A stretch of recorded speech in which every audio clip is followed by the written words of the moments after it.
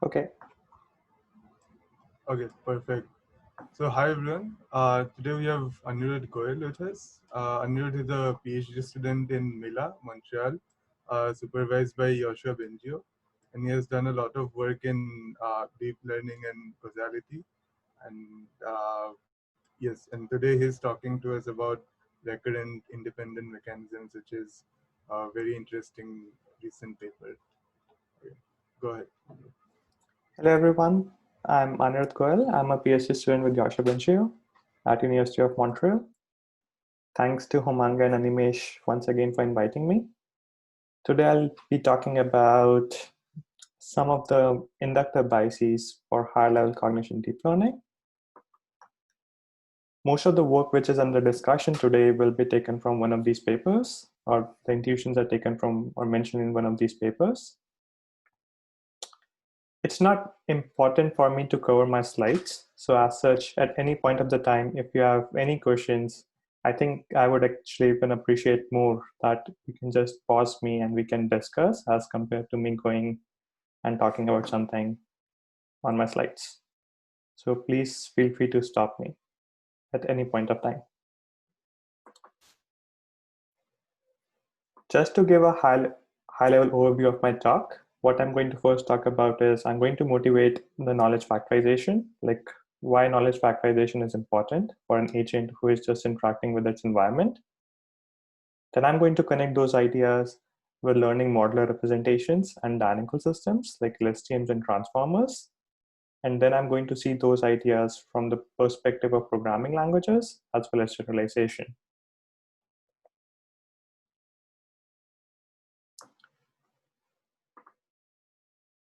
Okay, so one of the challenges right now in RL specifically and AI more generally is to devise methods for learning complex behaviors that have meaningful generalization outside of the realm of the training distribution. One can argue that for some of the cases in supervised learning with lots of data, it seems that deep learning methods can achieve sometimes complex generalization. But especially this is not really the case for RL.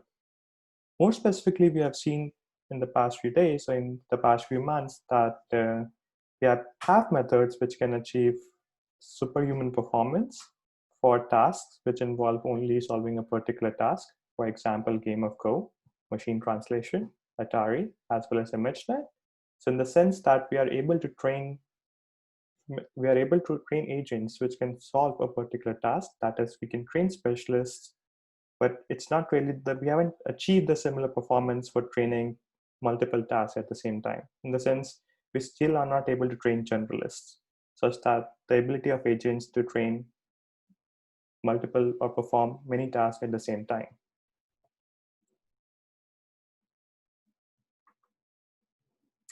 Before I start, a lot of my research was actually influenced by the Stroop effect, which is a very common effect in cognitive science. And the task is something like this. There are two panels, left and right, and you don't have to read the word, you have to read the color of the word or the color of the ink in which the word is written. So for example, in the left panel, you see the word blue. The word blue is written in the red ink, as well as in the right panel, the word blue is written in the blue ink. So if you try to read the left panel, it's actually much harder to read the color of the ink as compared to the right panel. And I'll just give 5 seconds to all of you to try it. And when I found it, I was pretty fascinated by this particular effect because, visual system as well as language are two things which I used to take for granted that, okay, these are systems which just works without having us to spend too much effort. But a very simple variation on the two systems that you interchange the functionalities of the language as well as vision, it kind of seems to take a bit of time in order to generalize to the left panel. So one of the things which cognitive people think about this problem is what really going on is they say there are two modes of decision making. First, they call like habitual processing or automatic processing, in which your behavior is directly influenced by your sensory or the information coming here from sensory systems or sensory data, as well as one is the control processing, and which is somewhat more slow as well as less efficient, but you have to think or you have to reason or you have to plan a bit more in order to actually take decisions. One more kind of an intuitive example for this could be, let's say we are going from lab to our respective homes, like from Vector Institute to back to our places.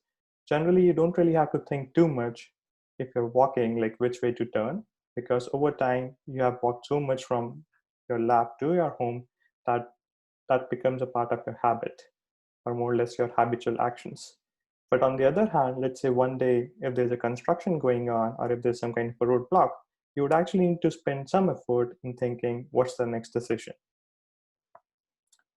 And in order to come back to the example, what people think is in the right panel, the way it's easier to read it is just because you're using your habits. Like you don't really have to put too much stress or too much compute or too much reasoning in order to read these words. Whereas on the left panel, you have to spend a bit more effort in order to reason about what's the color of the ink.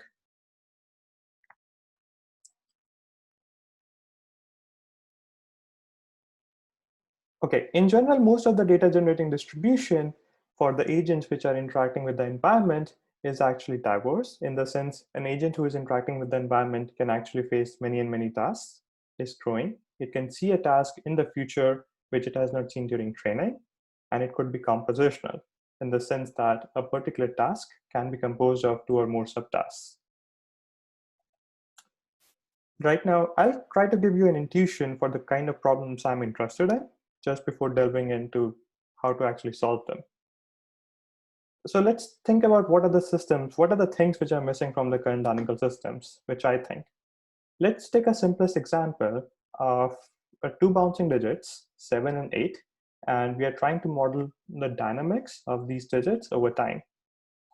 So what's the normal procedure is, you learn an encoder which tries to extract or which tries to learn some high-level representation. Then you'll run some kind of a dynamical model like LSTMs or transformers or something, which tries to predict the representation at the next time step. And then you'll try to either decode or use some kind of a contrastive learning objective in order to avoid decoding so that you don't have to use pixel level loss. But in all these methods, what really happens is like normal neural networks generally put all of these computational streams together.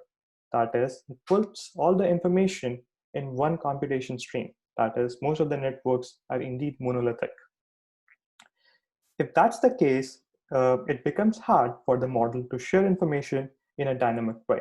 Like, for example, if during testing, if out of these two digits, someone changed one of the digits or some aspects of the environment are changed, it becomes difficult in order to adapt or transfer more. Few examples of, just to give an intuition of what are the problems I'm talking about. So let's take the simplest copying example, which has been studied for past 2 decades in order to study memorization in RNNs. The task is something like this. Your first 10 bits, the 10 bits represent certain information, like each bit represents from 0 to 10, 0 to 9. And then there's a distractor phase. And then you're given a kind of an event signal to start copying the digits which you have seen in the earlier part of the sequence. And you have to output that part of the sequence. As you can see, this particular task has 2 separate phases: information phase, where the actual information is present, as well as the distractor phase, in which your neural network should be just invariant to, and you have to process the information based on what you have received in the information phase. This is the simplest example of a task which requires kind of a multiple modes of processing, something which is information and something which is distractor. And you guys probably know even more that how much distractors can be problem to our neural networks as of now. Let's take somewhat a bit more complicated problem. Now, this is an example taken from intuitive physics, where you have to model the motion of specific objects. So these are just a stack of block of towers in which each block is stacked on top of each other. And you have to predict the motion, what's going to happen in the future. Now, similarly, the basic idea to solve these kind of problems is like you learn an encoder, encode some high-level representation, run a dynamics model, and then predict the output. We know that physical systems around us kind of have a modular structure with the complexity arising as a result of interaction between these simpler subsystems. And still, like what that means is for such a system, a particular object or a particular block at time step t doesn't really have to take into account all the interactions with all the other objects at time step t. But still, these tasks are still a bit difficult and for generalized for the current neural network methods. And this is just one more than an example of how you actually want some sort of a systematic decomposition of information in the visual stream. One more interesting example, like the previous example tells you there are two different modes or there are many different modes of processing based on the objects. But for example, let's take the StarCraft example. You don't really need to know anything about StarCraft in general. StarCraft have a bunch of entities. For example, these could be these vipers. An interesting thing is, like, if you think from the perspective of these vipers have different states, but all of these vipers actually following the same behavior. That is, the underlying dynamics for these vipers is actually same. So you do actually want to take into effect like such distinction between objects which belong to the same class versus objects which belongs to the different class. Like a more interesting example is, or more common example is a blue ball versus a red ball. Like right now, most of the deep learning methods take them as two different instances, but ideally, these two objects are of the same instance belonging to the ball class. One more example, let's say you have to stack some sort of a blocks and you have to construct a 3D image given these blocks, like a Legos block. And the idea is like by using these blocks, you can create any morphology using any of the tri-finger or any of the actual robotic setup. And in all these environments, a particular thing which is useful is like the current neural networks don't really exploit the structure. And my talk about is how we can take advantage of the underlying data distribution in order to learn the structure in order to learn the data generating distribution, which may be useful for generalization in a systematic way.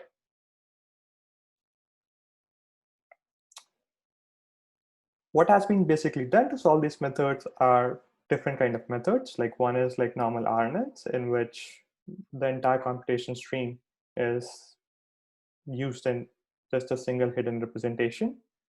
You have graph neural networks, where these are a bunch of nodes, and then there are a bunch of edges, and then you do some sort of a message passing. There are transformers, which are everywhere, but they still put all the computation stream in all the information in the single computation stream. And there are some kind of a structure-based model which tries to learn the underlying structure in terms of doing message passing on the graphs. The important thing is in all these methods, the underlying structure is actually fixed. For example, in graph neural networks, you're not really learning the underlying structure of the graph. The structure of the graph is actually fixed. The same for transformers, as well as same for all the other methods which tries to leverage GNNs. Okay. So as an agent which is interacting with the environment, learning agents face non-stationarities all the time. Now you face non-stationarities, then there are changes in distribution. Then one thing to think about is most of the changes in distribution are either because of our own actions, because as an agent, we are interacting with the environment, or it could be the actions of the other agents, like because there are other agents in the environment and they are also interacting with the environment. And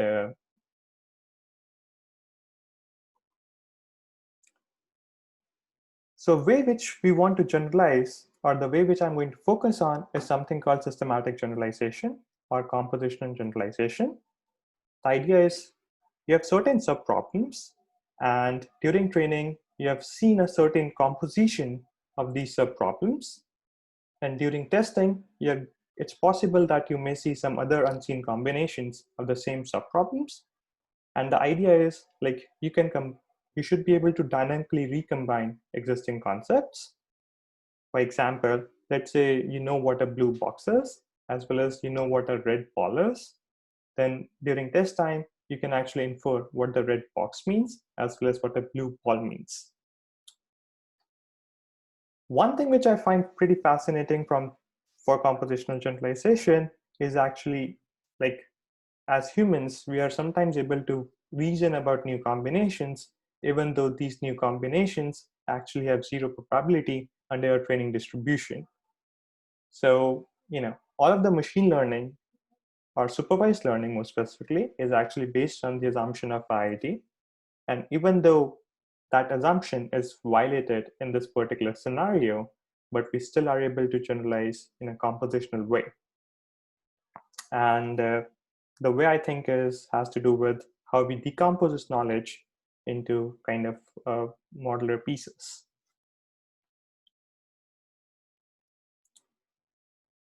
So the question which my research mostly focuses on is how we can learn and then recompose reusable computations. That is, how we can divide the computation of a current neural network into independent pieces such that during test time, we can compose them in a dynamic way in order to generalize in a systematic way.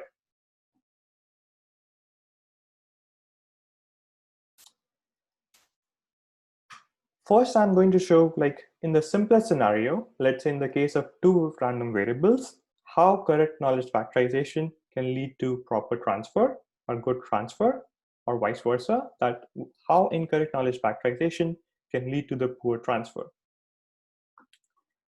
Let's consider two random variables with A cause of B.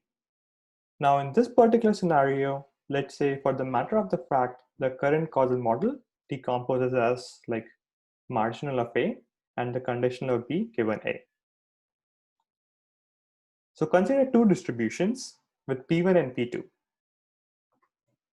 Because if there's only one particular distribution, it doesn't really matter how you factorize your joint distribution. But if you have two distributions, it's important to see like how you factorize your joint distribution. And let's say in these two distributions, only PA changes, like the marginal of A changes, and the conditional of B given A is being invariant. So let's see. The correct factorization from PA and P conditional of B given A, when you only change the marginal of A, you only have to adapt the parameters of the neural network, which represents this marginal of A. And you don't have to relearn, or you don't have to adapt the parameters of this neural network, which represents the conditional of B given A. Now let's consider the wrong factorization, P of B and like marginal of B and conditional of A given B. Now, in this particular case, a change in the margin of A actually influences all the modules. It actually influences the parameters of both the neural network, which is expressing P of B, marginal of B, as well as marginal of A given B. So if there's a change in distribution, a neural network with the wrong factorization, all the parameters must be adapted. Now, what I conjecture is like this is the normal situation with the standard neural networks. Like you have a monolithic transformation or you have a monolithic function approximator. Everything is learned using gradient descent. Every parameter participates to every relationship between all the variables. And the conjecture is like this could cause poor transfer, catastrophic forgetting, difficulties with continual learning or domain adaptation, etc., etc. And note, this is the simplest example which one could think of in machine learning, just because it involves two random variables. And most of the examples and most of the problems which I've discussed or which we focus on have many, many, many more random variables as compared to using just two. Sorry, one question. So why would a change in the distribution of A affect all the modules here, in particular the distribution of B only? You have a change in this, like you have two variables A and B, and you have changed like A, right? So Mhm. from task A to task B, you have changed the marginal of B. Mhm. So you need to relearn the neural network which express like marginal of B as well as the conditional of A given B, because the mechanism which describes A to B as well as B to A has probably changed. So I can see why the distribution of A given B would change, but I don't see why the distribution of B would change. I'm saying like, let's say that's a part of the assumption, like the marginal of B also changes. I see, okay. And the only thing which remains same is like, the invariance, like A to B as well as B to A. Got it. Okay. So before going ahead, the way I motivate these problems is like, so, as an agent interacting with the environment, you're mostly getting visual data. And so normally the pipeline of a machine learning system looks like something like this. You have an encoder model, which tries to encode the pixel level data into high level variables. Most of the time, these high level variables are mostly causal, and that is, they correspond to actions, objects which you can control, intentions, etc. Now, the interesting question is like how we can use current machine learning methods to actually encode the data and map them to high-level causal variables. Then how can we discover the relationship between these high-level causal variables? For example, Sorry, quick question, like yeah, go ahead. clarification. What are causal variables, like as opposed to non-causal variables? I'll describe it in just Okay. next slide. How to discover the relationship between these high-level causal variables. For example, most of the research in right now, which is known as something called disentangled learning, shows that the high-level variables are actually independent. But for most of the scenarios around us, that's not really the case. For example, let's take the simplest example on which most of you have kept your laptops. Like, the relationship between table and chair is actually not independent. They're actually dependent by some very sparse dependencies. So how can we figure out, or how can we discover the relationship between these high-level variables? Another thing which is interesting is like how actions which correspond to interventions on these variables, how can we ground them to the pixel level data? So my research focuses on these questions, and I'm going to talk about one of them in the next few slides. So the intuition or impression which we are going to take is like the one way which causality can be useful is it provides us a language to talk about changes in distribution. There's one particular idea which is very influential in the causality literature, and it has something to do with like the notion of independent mechanisms. And the idea is or the thought process is something like this. The physical processes in the world often have a modular structure which human cognition appears to exploit, with complexity emerging through the combination of simpler subsystems. Machine learning seeks to uncover and use these regularities in the physical world. Although these regularities manifest themselves as statistical dependencies, they're ultimately due to the dynamic processes governed by causal phenomena. The notion of independent mechanisms has been very influential in the field of causal inference. A complex generative model, temporal or not, can be thought as a composition of independent mechanisms. In the causality community, this is often considered a prerequisite for being able to perform localized interventions upon variables determined by such models. What I meant by this big statement is, let's say you have n random variables, and if you have n random variables, you can write the joint distribution in many different ways. And the high-level question, which is interesting, is how we can write the joint distribution of these high-level variables in a way such that changing only one of the conditionals has actually a very sparse effect on the other conditionals.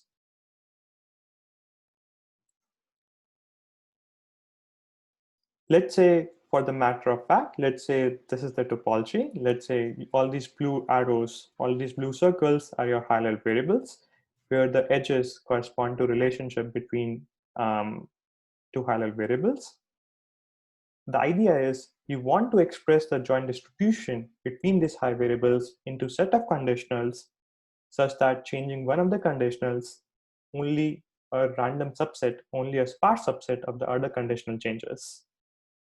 For example, let's say in this example, if you intervene on this red node, just showed the intervention, only the conditionals which are directly relevant to this particular node, only those needs to be readapted or relearned or reused. Otherwise, you don't need to relearn everything.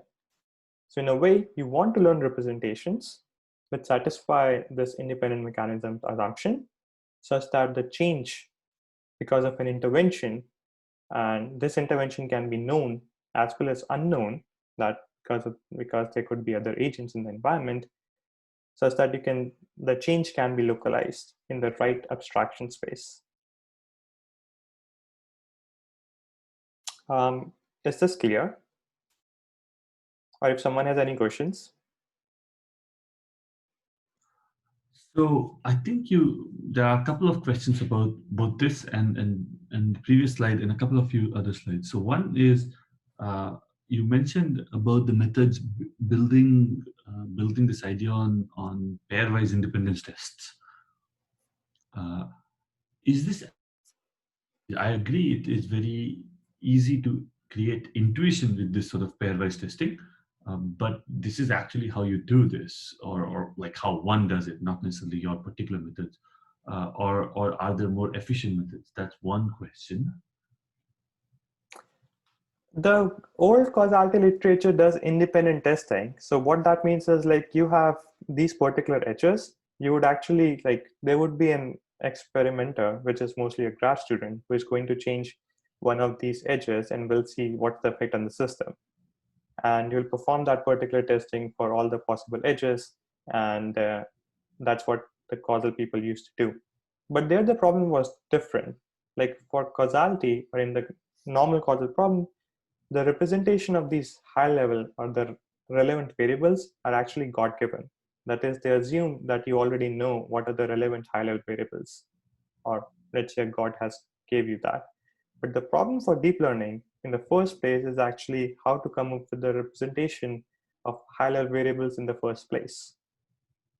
And so that's one difference between what people in causal literature assume this problem, as well as how it's different for deep learning. There's another follow-up question. I think that was also on a previous slide, one slide before this. Yes.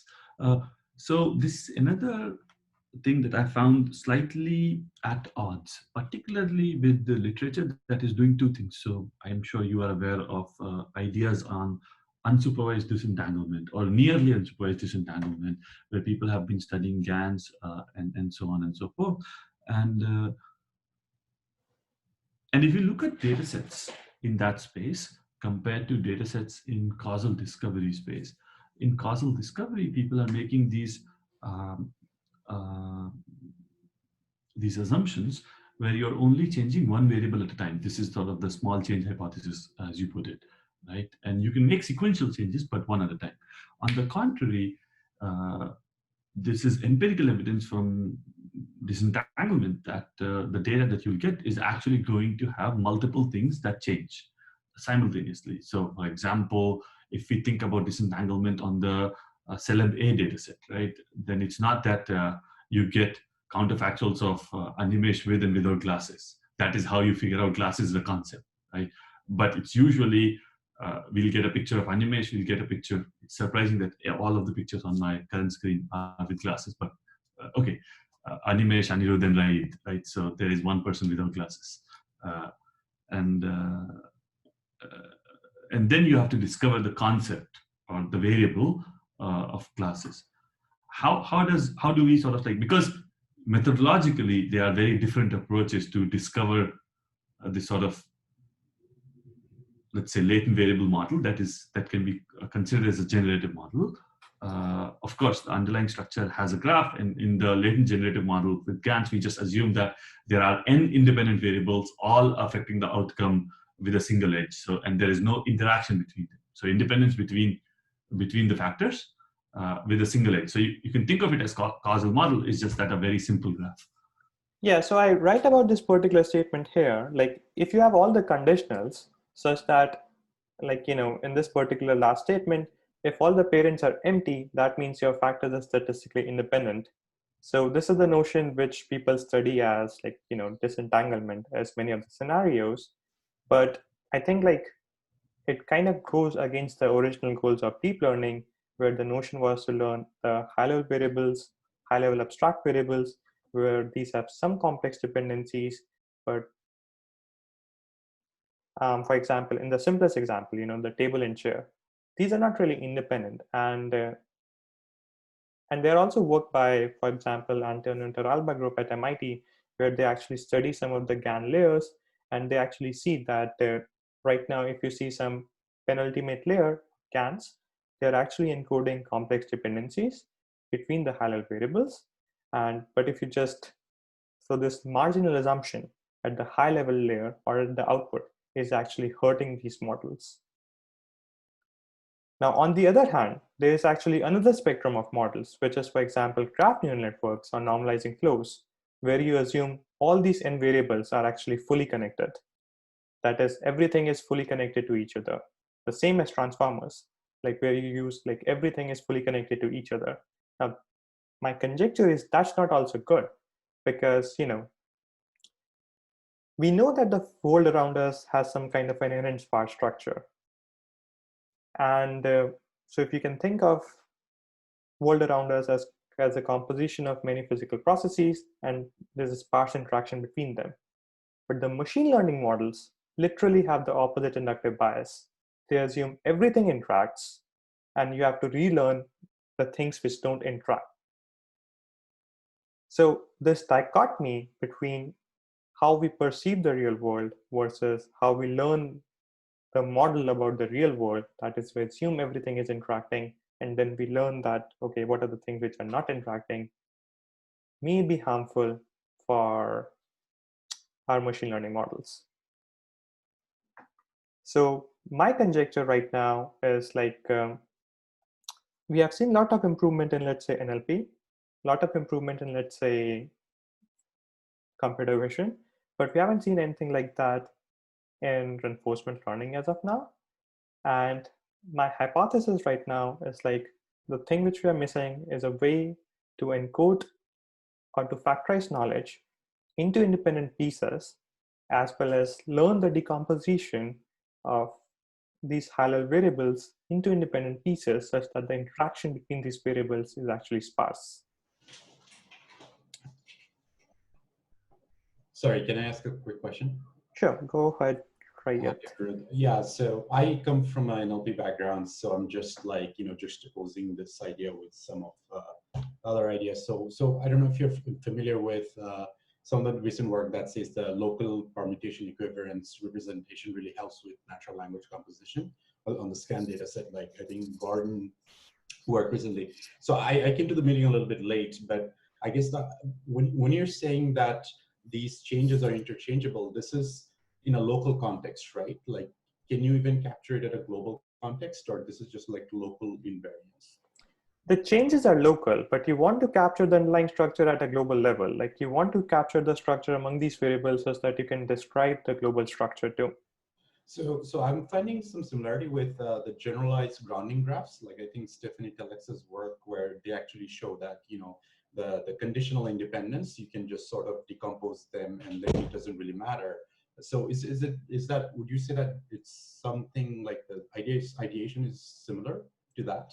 I would actually say that the linguists have studied this problem for decades. Like, if you have to represent a representation of a natural language, you can represent that as, those context-free grammar trees. Yeah. And if you see those context-free grammar trees, they actually encode very sparse dependencies between the words, which are at a very, far apart in the sentence. So they don't really leverage normal assumption that everything is connected with everything else. So I actually resonate with you on this point. Okay, yeah, we can chat further offline. Thanks. Yeah. Sure. Sorry. Okay, so the proposal is something like this. In the dynamical setting, we can think of an overall system being a state as a composition of number of fairly independent subsystems that evolve over time, responding to forces and interventions.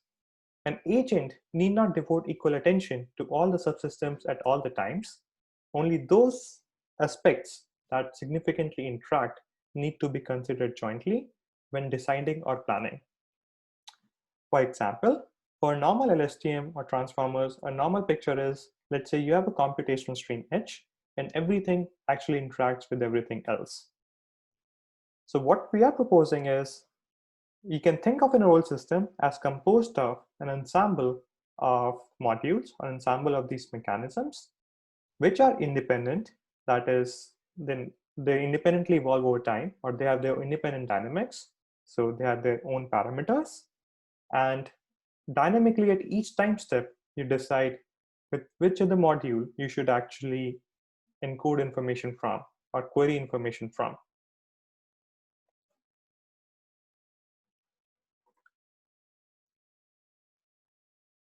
If it's clear, then I'll go ahead. At a high level, what you really want is, you want an approach to model a dynamical system that divides the overall model into k small subsystems, each of which is recurrent in order to capture the dynamics in the observed sequences. We refer to these as recurrent independent mechanisms, where each module has a distinct function that are automatically learned from the data. There are few desiderata which we think about these mechanisms which are essential for talking about things which we are interested in. One is, each module, like all these modules are competing in order to explain the observation. Each module should only attend to the information which is relevant to them. There's a capacity issue. That is, we want to limit the capacity of each module. Diversity, like the different modules should capture different aspects of the world. As well as coherence, you want to have a way in order to make sure there's some kind of a coherent information between these different mechanisms or between these different modules. What's the intuition behind limiting the putting a bottleneck on the capacity of the module? If a neural network is, it's just my way, but if a neural network is, or if each module is actually, extremely expressive, then it can actually represent the entire world without having to leading to this decomposition. But did you also look at it from the point of view of robustness, or? Yeah, I'll talk about that. Okay. So the basic idea is something like that. Like you have visual stimuli. Visual stimuli has certain objects, and you have a bunch of these modules. Now, as humans, we are constantly receiving information, but we have limitations because of computation, and because of which, the different parts of the brain which are competing with each other in order to explain, the visual stimuli. Similarly, using the certain ideas or similar ideas, we make these modules competing in order to encourage specialization between them. Different modules compete with each other in order to explain the visual input. The modules which win the competition actually gets activated. For example, let's say there's a module which can explain a triangle. There's a module which can explain the trapezoid. Then the modules which can explain these two things, only those can activate. Now, a good thing about this particular thing is this kind of a top-down filter not only enhances the target, but also suppresses any other relevant information. For example, the notion of distractors. And hence you can learn a representation which actually robust to changes, because it doesn't really affect a particular module. So what encourages each of these modules to be localized in the sense that they're going to focus on one object? I'll talk about it. Okay. So I'm going to talk about attention, and in order to implement this particular process, we make use of the notion of attention. One can see attention as creating dynamic connections. The receiver receives the selected value. Now, the value can come from one of the three places or one of the three senders. So it can implement the notion of indirection. But in order to know where the value is coming from, the normal methods, what they do is they also append, like they also send some information about the sender, which is normally called keys in transformers. And one of the nice things about attention or key value attention right now is it can manipulate set of objects, or it doesn't operate on a single fixed hidden unit, but it actually operates on set of tensors.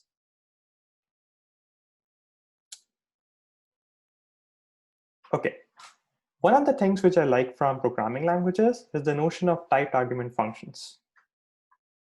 So in good old days, like if you see like C++ or something, you have a particular function.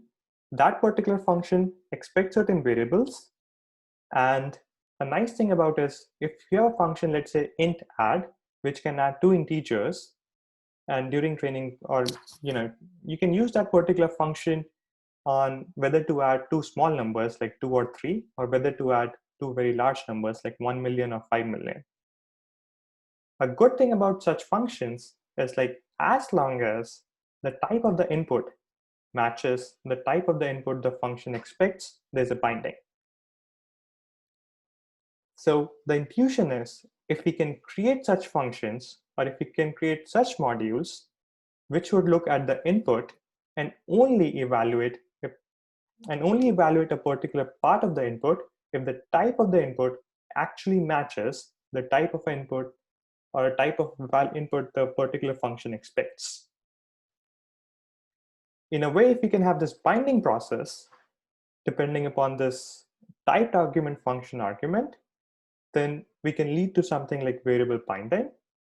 Now the idea is how we can leverage this in a way which can be something practical. So there are three parts to our model. Like one is like the data independent activation of mechanisms. A particular module should only activate if it has C information available in the input scene. You want some kind of a coherence between representations. So the different modules should share information such that they have the same view or the same global view of the entire information. The modules which are inactive, or the mechanisms which are inactive at a particular time step, they should follow the default dynamics. That is, they should just copy the hidden state, and they should not be affected by the information from other modules as well as from the input. I'll explain step by step the 3 steps which I mentioned. Let's say you have these 4 modules. Let's say you have an input, and as I mentioned before, all these modules are competing. So we allow only a sparse subset of modules to be activated at each time step. In here, we allow only 2 of the modules which to be activated at each time step. So this is a hyperparameter.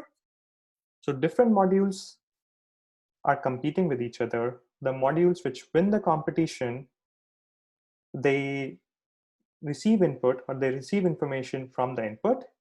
So all of the modules follow the default dynamics. And then there's a communication phase. The modules which win the competition, they query information from all the other modules, irrespective of whether they have won the competition or not. The idea is like other modules may have the information that can be used for the processing of a particular module. So these are the 2 phases in the proposed architecture.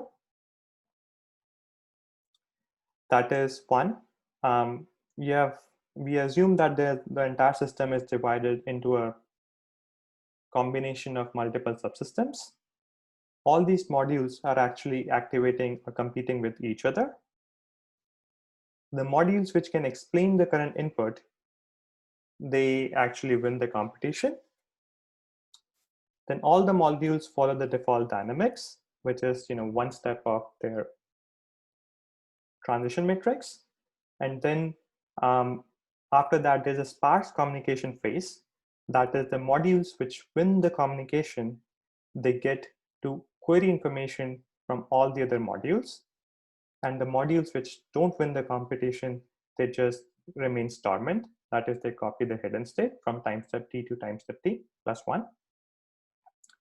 So in a sense, if you go from time step t to time step t plus 1, the graph of communication which is being created at time step t is dynamic as well as data dependent. And so that's an important part. And that relates to what I mentioned before, that we want these dependencies to be local, as well as such that changing or intervening a particular module only affects a subset of the module and not all the modules. Are there any questions? But this is a soft sort of sparsity, right? Because That's right. Right. So you're not passing gradients through the inactive modules. That's right. You're only passing them through the active modules, but you're still consulting the inactive modules to form your answer. That's right. Like in order to query information from all the modules, but we only pass gradients through some of them. So what ensures that there's an information bottleneck in the inactive modules, essentially? So in the inactive modules, they just copy the state, but the communication between different modules is actually via attention. Mm-hmm. And because of the attention, there's kind of an information bottleneck or attention bottleneck in the communication between different modules. Okay, thanks. So intuitively, you can think of entire system as they are different experts, and different experts have their own competencies. The one I'd like to think about is like collaborators in a project. Like, you have 3 people, these 3 people have their own competencies, and depending upon the part of the state space, depending upon the subproblem, the collaborators which know about that particular concept, they can get to dominate the project. But still you need to share information with all the other modules. So this is a way, like,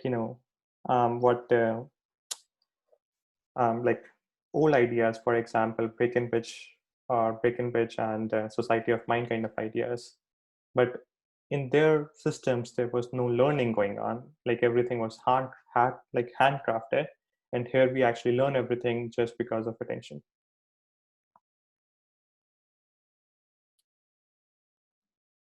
So the 3 things which we kind of diagnose is like 1, robustness to distractors. Like what happens if you add some kind of a relevant information during the test time.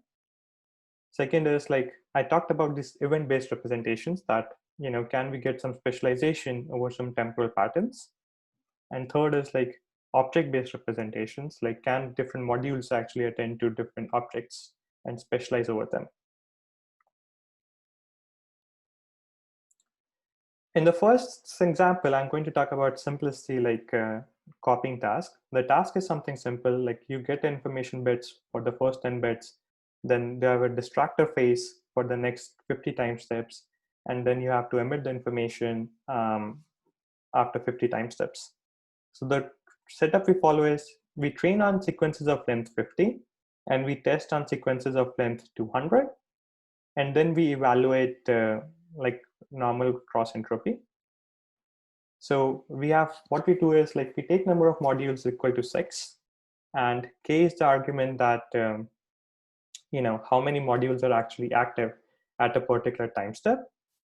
Now this particular task is actually, one can argue that this particular task is actually suitable for our method as compared to the other methods, and that was indeed the intuition that all the other methods like LSTMs, transformers, etc., the computation stream is monolithic.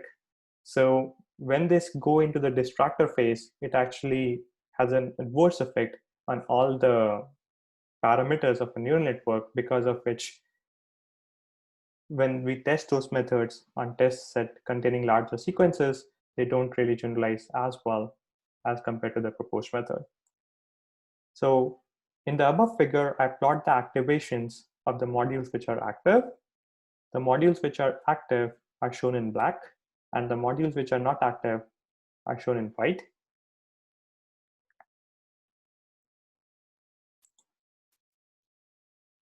Then what we do is, in order to evaluate the specialization of objects, I followed the normal setup of like different bouncing balls.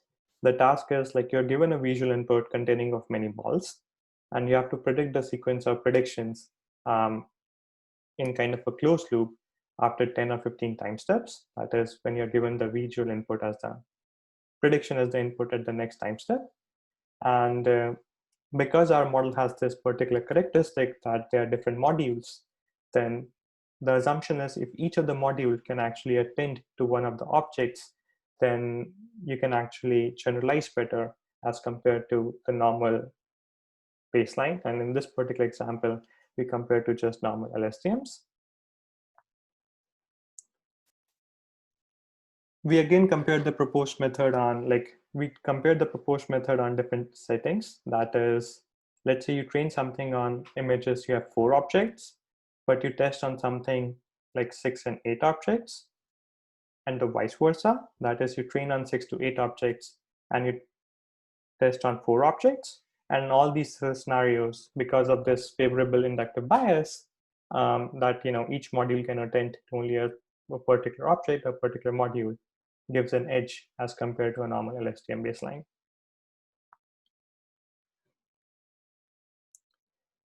What we also did is, like, for checking robustness to distractors, we followed the normal imitation learning setup. So we used the baby AI setup. It's a kind of a language rounding benchmark from Mela, where the agent is given in red and it has a bunch of goals, and it has like 18 or 20 levels. So what we do is we train an agent which can solve the goal on all these 18 or 20 levels simultaneously. And during test time, we actually add some random noise. And the random noise was just in form of independent pixel noise. And we evaluate the robustness of a system as compared to a normal LSTM. So the first figure shows when the shows the success rate of the proposed method when the independent noise or the variance of the independent noise is less.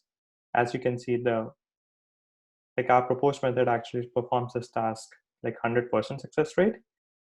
And the right figure shows actually the evaluation of noise, or how the proposed method fares when we increase the noise. So we increase the standard deviation of the noise by actually 10x, and you see, like, even after increasing the noise like by a huge fraction, there's a huge drop in the performance of the proposed method, but it still performs fair as compared to a normal baseline. And the normal baseline is just normal electric tension at that point. In order to actually see like if these different modules are actually learning the notion of objects and events, what we do is we also compare the proposed method to like normal Atari benchmark. So what we do is we compare an LSTM, we use a normal like a CNN PPO baseline across all Atari games, and then we replace the CNN by REMS, because this model is kind of a drop in replacement for kind of a recurrence like LSTM. And of all the 50 games, we observed that it hurts the performance on a subset of the games, but otherwise, like, it improves performance on mostly around 43 games out of 55. But it also hurts a lot on 3 games, and it hurts approximately on 8 games. And we followed the normal Atari setup, that is, train something for 200 million time steps. One interesting thing about the proposed method is, like, by having a number of modules, you're not actually increasing the number of parameters at all, because let's say you have an LSTM of 600 dimension versus you have 6 modules, each of size 100. So by having this modular structure, you are actually using a kind of a block sparse matrix. So the number of parameters are actually considerably less as compared to a normal LSTM baseline. But we also add more parameters in terms of attention parameters, but generally those are negligible as compared to the recurrence parameters. So it has nothing to do with how many parameters you are using, because at the end of the day, we are actually using less number of parameters. And that's also one of the Professor Florian asked in the beginning, like why we need this assumption of this each module is training a capacity. And I think that's also one of the drawbacks of the proposed method, in a way that, in a way, it's still an open problem how we can extend such ideas to a large number of modules where you have not like just 5 or 6, which most of our experiments had, but something like hundreds. In order to give a summary, like the processing of information happens on set of elements as compared to fixed size vectors, just because of the use of the transformer style attention. The computation is sparse and modular, as well as data dependent. The computation is dynamic because the topology of the graph between different modules is actually learned. Now, there are interesting connections to normally graph neural networks. So if you see in a graph neural networks, you can envision the proposed method as also as kind of a graph where different nodes correspond to representation of different modules, and edges between them are created dynamically via attention. Essentially, what you are here doing is you are actually learning the structure of the graph, that at a particular time step, a particular module should interact with which other modules, whereas in a normal graph neural network, the structure is fixed as well as the topology is fixed, that everyone interacts with everyone.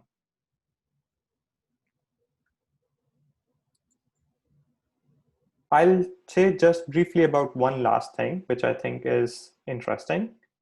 I talked about lots of good things about the proposed method, but if you see the bouncing ball examples, it's actually pretty wrong or pretty bad. Let's say you have 4 balls. Now 4 balls are following the same dynamics. And let's say what our system is going to do.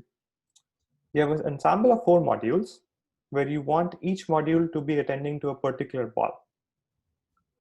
Now, because of the virtue of the fact, each module has its own parameters, it's going to be a bad inductive bias just because we know that all the balls are actually following the same dynamics. So different modules would have to learn the different dynamics of the balls totally independent, which seems a bad inductive bias to have in the proposed system. And I agree that's one of the problems. In order to make it more concrete, let's think about this particular example. In the scenario 1, you have three different tokens of the same type, like square, just because of the same color. Here, if we apply a particular method, what's going to happen is, even though the underlying objects are same, entities are same, just because the color are different, it's going to use different modules for each one of them. In the second example, let's say you have 2 different type of objects, and out of that, like you have multiple tokens of the same object class, like circle and square, but you have 2 different kind of circles. Here also, it's a wrong effect to learn the 3 mechanisms totally independent of each other, because we know that there's some kind of information sharing between 2 modules.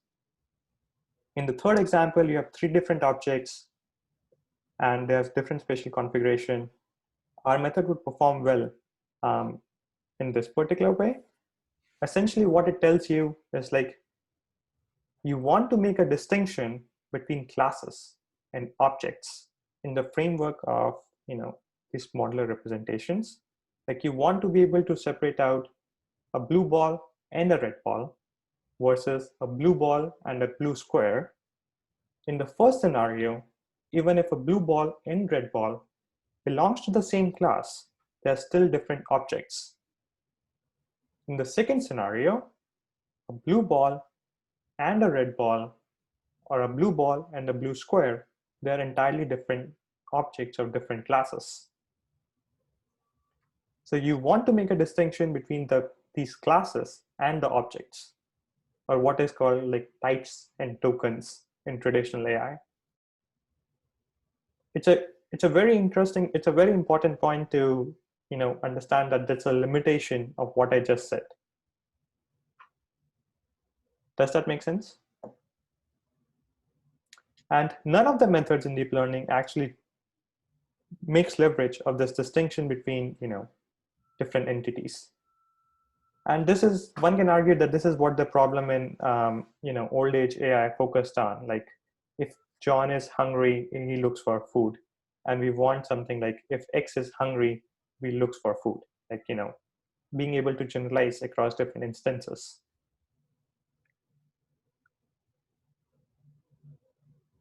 And how I'll just give you a motivating example why I think like it's commonplace in StarCraft. For example, in StarCraft, you have these multiple vipers. These multiple vipers have different states, but they actually share the same behavior. So having a different module for these vipers doesn't make sense just because they actually all share the same behavior.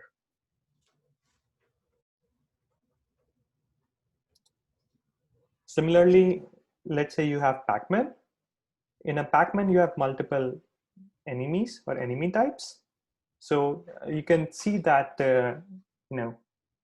different kind of ghosts, like normal ghost, second ghost, third ghost, they actually share the same behavior, but they are still different entities.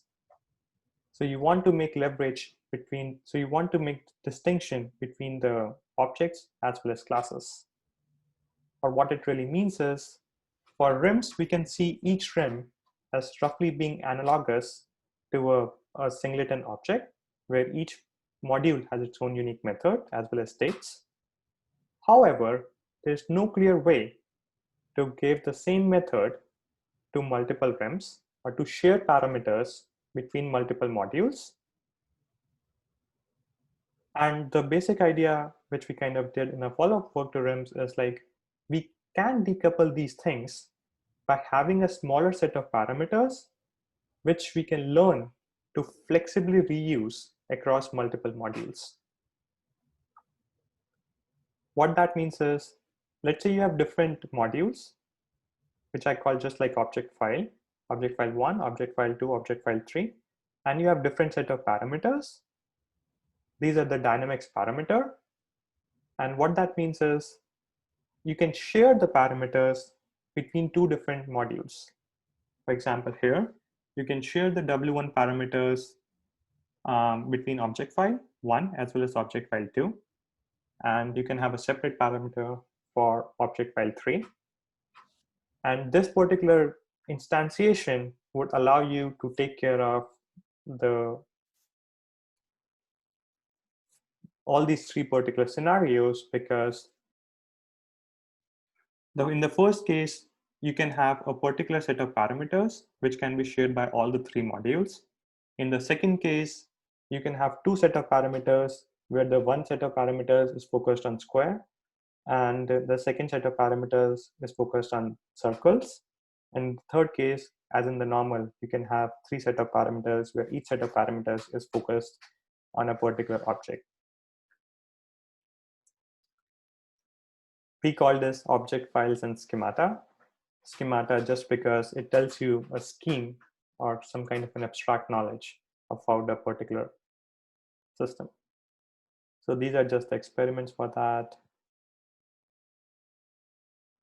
Yeah, in order to just conclude the talk, I'll say that we have made a lot of progress, and it's useful to think about learning like humongous models like transformers on a good amount of data. But it's also interesting to think about the notion of learning high-level variables as well as the interaction between these variables, because we know that it's just the virtue of the way we use neural networks that since everything is trained by gradient descent, if you change one part of the network, everything needs to be changed or everything changes. And so if you want to kind of leverage these ideas for problems like reinforcement learning, I think it's useful to talk about knowledge decomposition into a bunch of modules, such that the change in distribution is localized due to some intervention. And then I talk about the notion of factorization of variables into independent variables, such that we are learning the interactions also between these high-level variables. And yeah, that's it. Thanks everyone for attending. Thanks, Anirudh, for the great presentation. Thank you, Anirudh. May I ask a couple of questions? Very Sure. quick question. So I had two high-level questions. So would you say that the relationship between, let's say, the capsule networks, where you have like separate capsules for different objects, and the routing mechanism here is completely different? You're using attention-based routing between the different modules here, and in capsules, it's more like iterative dynamic routing. So is there any similarity, or what are the differences between that capsule structure and this? We received the same email from Professor Hinton, like when the paper came out, and I would say that one, like, you know, most of the work which has been done in capsule stuff is actually in the context of generative models. Like our method is mostly focused on capturing the dynamical systems, like, you know, for example, how you leverage the notion of dynamics, as well as how you leverage like the information across time steps. And other thing is like, which I think is relevant, is like the way I think about is we are doing actually two things. We are learning the representation, which is also a drawback of the proposed method. Like the proposed method decouples, or doesn't decouple, it kind of entangles learning the representation of high-level variables, as well as learning the interaction between those high-level variables. And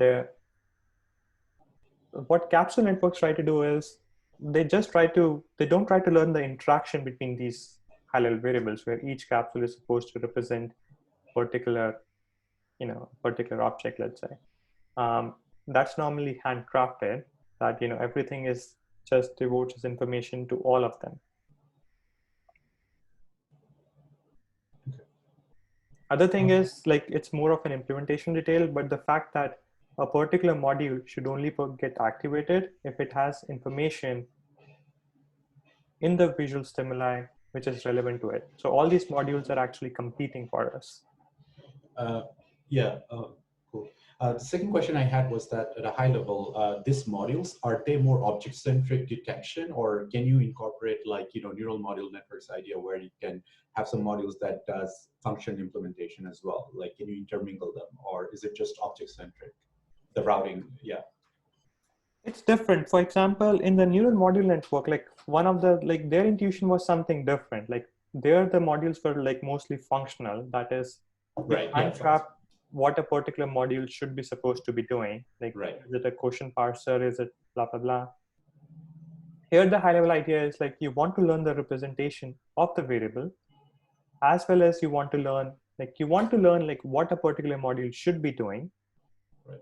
And you also want to learn the decomposition or the factorization of the high level variables into a set of conditionals. Okay, all right, thanks. Sorry, this is already mentioned, but do you foresee like these modules having, you know, like vastly different architectures, as long as you can backpropagate through them? Like, for example, you can have, you know, different modules that have different architectures, or would you rather see these modules all have one homogeneous architecture shared between them, and just them being able to delegate tasks to themselves without having any sort of implicit structure defined upon them? I actually, because I thought there's some disturbance. So can you please, repeat the question? So basically, like for those individual modules, would you rather have them all have similar architectures, or would you, for example, like maybe like a CNN module, for example, versus like maybe like you know, just like some other architecture for the submodules, or would you rather see those modules, for example, have the same same architecture? That particular thing is agnostic of the idea. The idea is independent of the functioning of a particular module, like what happens within a particular, like in our work, all the different modules have the same, same processing unit. That is, they have the same number of hidden units and stuff like that. But, like if you want to think about a particular robo, like you can imagine having different systems for different processing, like one for like background detection, one for foreground detection, and then try to create some sort of a shared representation between these high-level variables.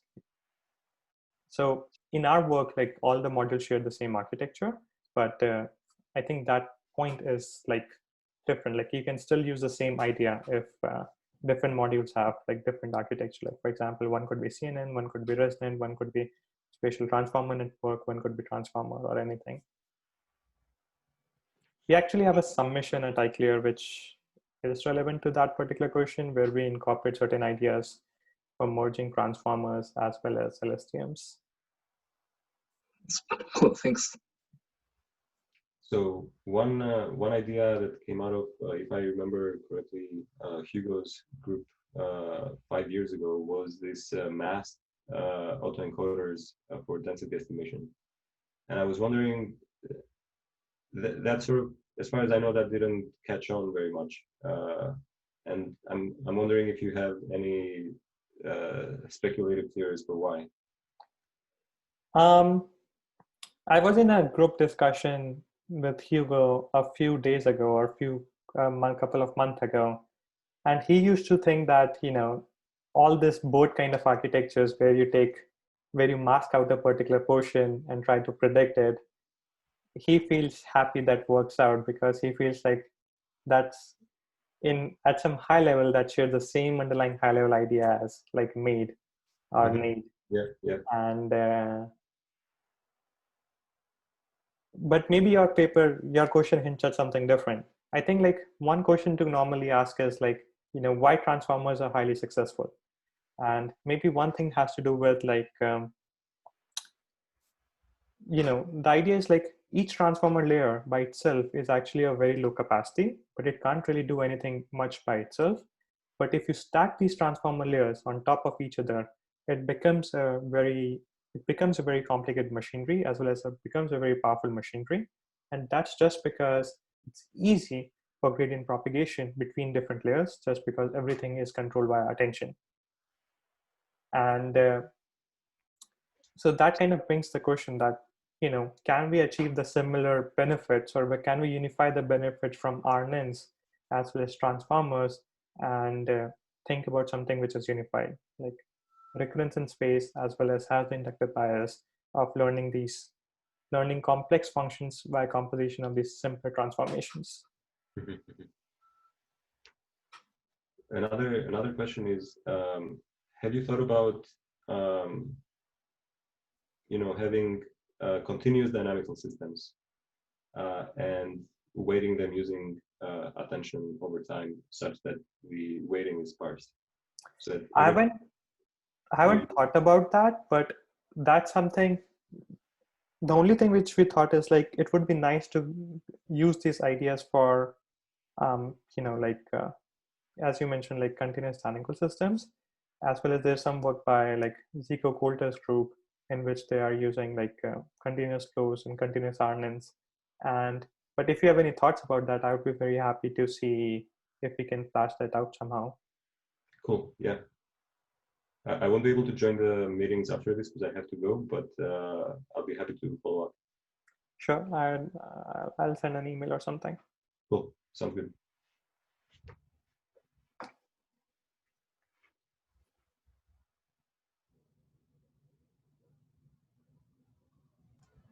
Are there any more questions?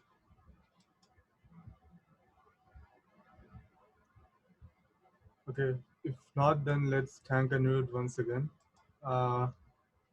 And I sent you the email with the link, Anirudh, for the meetings. So let's do those in Google Hangouts. Okay. Okay, yeah, see you. Bye-bye. Thanks everyone for coming, and stay safe from COVID-19.